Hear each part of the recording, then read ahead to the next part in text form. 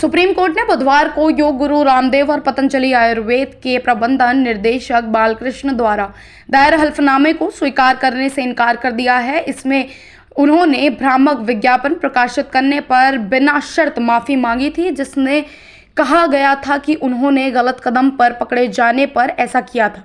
अदालत ने इस मुद्दे पर निष्क्रियता के लिए राज्य लाइसेंस प्राधिकरण को भी कड़ी फटकार लगाई और कहा कि वह इसे हल्के में नहीं लेगी। न्यायमूर्ति हिमा कोहली और न्यायमूर्ति असानुद्दीन अमानुल्लाह की पीठ ने असामान्य रूप से कड़ी फटकार लगाई। शीर्ष अदालत ने पाया कि जब उनके कारण बताए नोटिस जारी किए गए और उन्हें अदालत के सामने पेश होने का निर्देश दिया गया तो रामदेव और बालकृष्ण ने उस स्थिति से बाहर निकलने का प्रयास किया जहां व्यक्तिगत उपस्थिति जरूरी थी। अदालत ने कहा कि यह सबसे अस्वीकार्य है।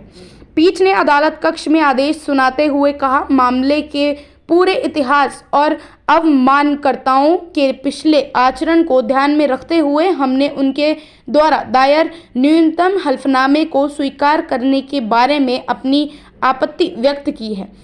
अदालत ने मामले की दोबारा सुनवाई 16 अप्रैल को तय की है। शीर्ष अदालत ने प्राधिकरण को फटकार लगाते हुए कहा कि हम यह जानकर चकित हैं कि फाइलों को आगे बढ़ाने के अलावा राज्य लाइसेंस प्राधिकरण ने कुछ नहीं किया और 4-5 साल तक इस मुद्दे पर गहरी नींद में रही।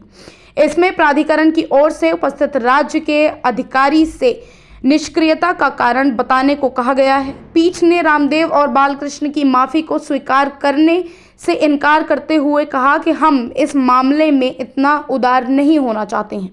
इसमें कहा गया है कि जो माफीनामा रिकॉर्ड में है वह कागज पर है। हम सोचते हैं कि गलत कदम पड़ने पर जाने और यह देखने के बाद कि उनकी पीठ वास्तव में दीवार के खिलाफ है और आदेश पारित होने के अगले ही दिन जहां आपके वकील ने वचन दिया था सभी प्रकार की बातें कहते हुए शहर चले गए।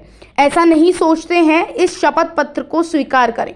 हम इसे स्वीकार करने या माफ करने से इनकार करते हैं। पीठ ने रामदेव और बालकृष्ण की ओर से पेश हुए वरिष्ठ अधिवक्ता मुकुल रोहतगी से कहा कि हम इसे आदेश का जानबूझकर किया गया उल्लंघन और वचनबद्धता का उल्लंघन मानते हैं। रामदेव और बालकृष्ण ने अपने उत्पादों की औषधि प्रभावकारिता के बारे में बड़े बड़े दावे करने वाली कंपनी द्वारा जारी विज्ञापनों पर शीर्ष अदालत के समक्ष बिना शर्त और अयोग्य माफी मांगी है।